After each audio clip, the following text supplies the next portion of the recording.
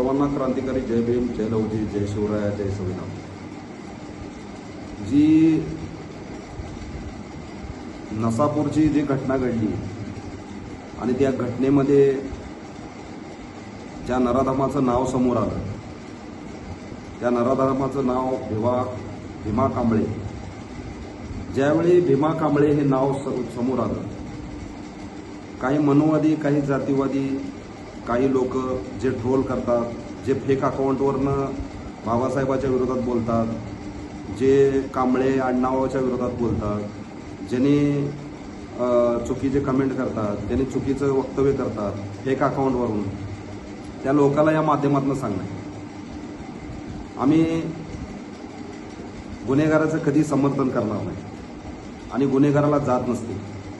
आम्ही ज्या ज्या ठिकाणी अन्याय अत्याचार होतो, ज्या ज्या ठिकाणी आम्ही भेट देतो, ज्या ज्या ठिकाणी आम्ही अन्याय अत्याचाराच्या विरोधात लढतो, आम्ही कधीच जातीचा उल्लेख करत नाही, आम्ही कधीच तो या जातीचा म्हणत नाही।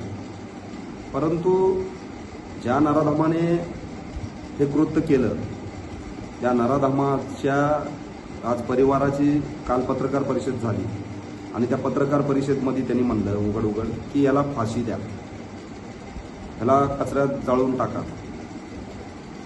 कधीही त्या गोष्टीचं आम्ही समर्थन करणार नाही, मग तो कांबळे असेल, खरात असेल, कोणी असेल,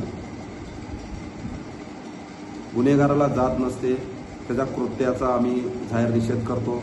आणि जे BJP सरकार जे फेक अकाउंट चालवतात, जे संघाचे जे दलाल आहेत, ज्या दलालाच्या माध्यमातून बाबासाहेबावर टिप्पणी करणं, जातीबद्दल टिप्पणी करणं, असे अनेक फेक अकाउंटवरनं हे सर्व काही मतभेद पसरवणं, जातीत तेढ निर्माण करणं।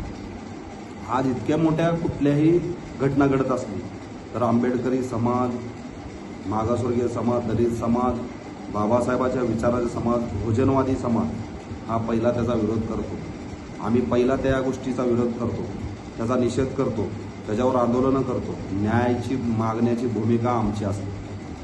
म्हणून अशा लोकाला आणि नरेंद्र मोदी यांचं जे सरकार आहे त्यांना माझं सांगणं आहे, एक दिवस नोटबंदी केली, एक दिवस लॉकडाऊन केलं, मग बलात्काराच्या गुन्ह्यात असलेला हा आरोपीला निर्णय घ्यायला का तुम्हाला कसला विचार येतो, हा माझा सवाल आहे। त्यांना फाशीची शिक्षा झाली पाहिजे। त्या नराधमाने ज्या चिमुरडीला जे अत्याचार केलं, ज्या पद्धतीनं त्यांनी ते कृत्य लपवण्याचं काम केलं, अत्यंत निंदनीय आणि हे संतापजनक घटना आहे। हा संपूर्ण देश हळहळ करतोय। या जे कांबळे, भीमा कांबळे कोण आहे, त्या हरामखोराला फाशी शिक्षा झाली पाहिजे। आणि आम्ही कधीच जात बघून जातीचं समर्थन नाही। पहिला विरोध आंबेडकर समाजाला करतोय, दलित चळवळीतील जे कोणी कार्यकर्ते असतील त्यांनी पहिला त्याचा विरोध केला, एक लक्षात ठेवा। आणि जे बाबासाहेबाच्या विरोधात बोलणं, बाबासाहेबाच्या समाजाबद्दल विरोध बोलणं, टिप्पणी करणं, त्या भडव्यांना या माध्यमातून सांगू इच्छितो, विरोध हा कृत्याचा करा।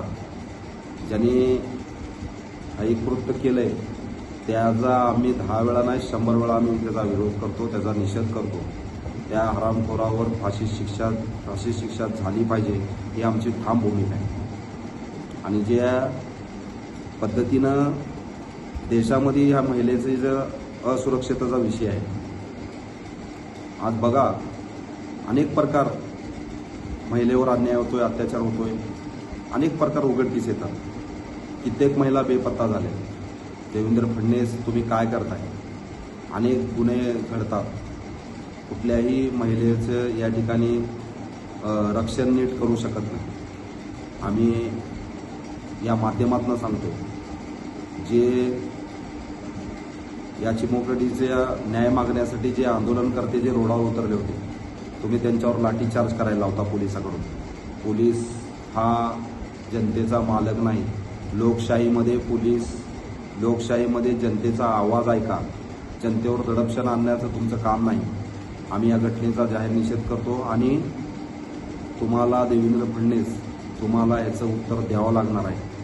ज्या पद्धतीने ते लाठीचार्ज तिथं झालं, विश्वरत्न महामानव डॉक्टर बाबासाहेब आंबेडकरांनी जे लोकशाही दिली, सत्ता जी एक बाजूला असली तरी आम्हाला न्याय मागण्यासाठी, स्वातंत्र्य मांडण्यासाठी, आपलं या विचार मांडण्यासाठी, आम्हाला न्यायाच्या बाजूने आमचे विचार मांडण्यासाठी आम्हाला लोकशाही दिली. आणि ती लोकशाहीवर दडपण आणत असाल तर कदापि ती जनता गप बसणार नाही. तुम्हाला त्याचं उत्तर द्यावं लागणार आहे, एक लक्षात ठेवा.